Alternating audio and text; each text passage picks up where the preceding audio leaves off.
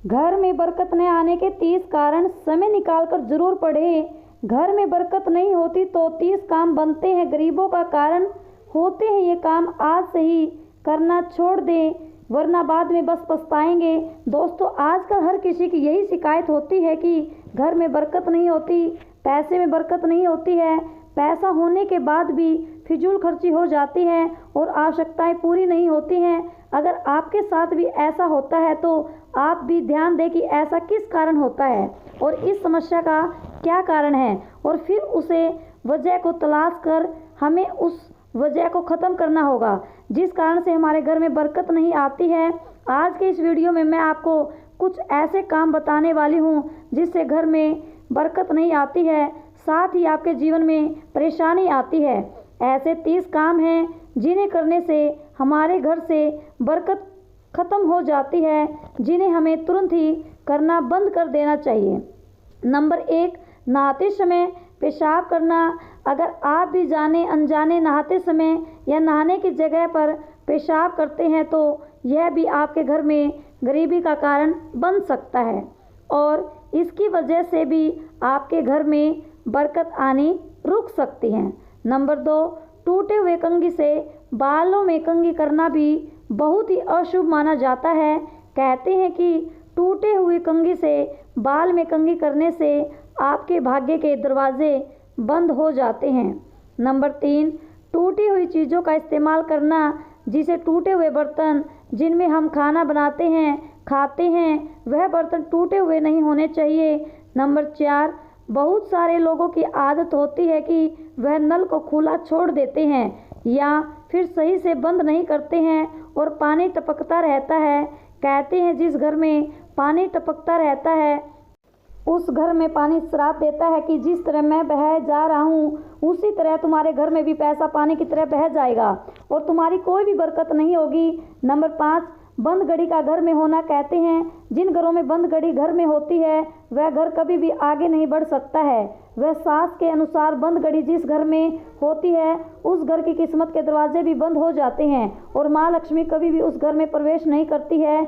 उसकी किस्मत में कभी भी भाग्य उदय होना नहीं होता है। नंबर 6, मेहमान के आने पर नाराज़ होना। बहुत सारे घरों में होता है कि कोई मेहमान अगर अचानक से घर पर आ जाता है तो घर में बहुत ही नाराज़गी का माहौल बन जाता है। सब लोग गुस्सा करने लगते हैं। ऐसा करने से आपके घर पर कभी भी माँ लक्ष्मी का वास नहीं होगा। नंबर 7, आमदनी से ज़्यादा खर्च करना। जिस घर में महिलाएं अपने पति की आमदनी से ज़्यादा खर्च करती हैं उस घर में गृह लक्ष्मी कभी भी नहीं होती है और जब गृह लक्ष्मी उचित नहीं होती है तो माँ लक्ष्मी भी उस घर में नहीं आती है। नंबर 8, दांत से रोटी काट के खाना। बहुत सारे लोगों की आदत है वह हाथ से रोटी तोड़ने की बजाय दांत से रोटी काट कर खाते हैं। यह बहुत ही अशुभ लक्षण होता है। कहते हैं कि जिस व्यक्ति के अंदर ये गुण होता है उस व्यक्ति को कभी भी तरक्की हासिल नहीं होती है। नंबर 9, जिन घरों में शाम के समय मुख्य द्वार पर अंधेरा रहता है उस घर में कभी भी बरकत नहीं आती है क्योंकि सायकाल में जब गोधूल बेला होती है तब माँ लक्ष्मी भ्रमण पर निकलती है। कहते हैं जिनके घर में मुख्य द्वार पर अंधेरा होता है उस घर में माँ लक्ष्मी कभी भी प्रवेश नहीं करती है। नंबर 10, खड़े खड़े पजामा पहनना भी बहुत ही अशुभ लक्षण होता है। बड़े बुजुर्ग कहते हैं कि कभी भी खड़े खड़े पजामा नहीं पहनना चाहिए। नंबर 11, औरतों का खड़े खड़े बाल बांधना और श्रृंगार करना। सभी स्त्रियों को श्रृंगार करते समय इस बात का मुख्य रूप से ध्यान रखना चाहिए कि बाल बांधते समय वह खड़े होकर बाल न बांधे, बैठकर ही श्रृंगार करें और खड़े खड़े बाल बढ़ने से उनके घर में बरकत आनी बंद हो जाती है। नंबर 11, किसी पेड़ की जड़ पर पेशाब करना या पेड़ के नीचे पेशाब करना बहुत ही अशुभ माना जाता है। कहते हैं कि ऐसा करने से पेड़ हमेशा देते हैं और जिस तरह उनको आप अपमान करते हैं उसी तरह आप लक्ष्मी माँ का भी अपमान कर रहे होते हैं क्योंकि प्रकृति जो है वह माता पार्वती का रूप है और अगर आप प्रकृति के साथ ऐसा करेंगे तो सीधे आप माँ लक्ष्मी के साथ ऐसा करेंगे। तो आप फूलों से भी ऐसी गलती ना करें। रात्रि के समय पीने का पानी खुला छोड़ने से बहुत ही अशुभ माना जाता है। कहते कि अपनी माँ गंगा का रूप होता है और अगर आप इस तरह से माँ गंगा का अपमान करेंगे तो आपके घर में कभी भी बरकत नहीं हो पाएंगी क्योंकि पानी के बिना हमारा जीवन संभव नहीं है। किसी घर में अगर चमगादड़ निवास करता है तो बहुत ही अशुभ माना जाता है। घर में चमगादड़ का आना बहुत ही अशुभ बताया गया है।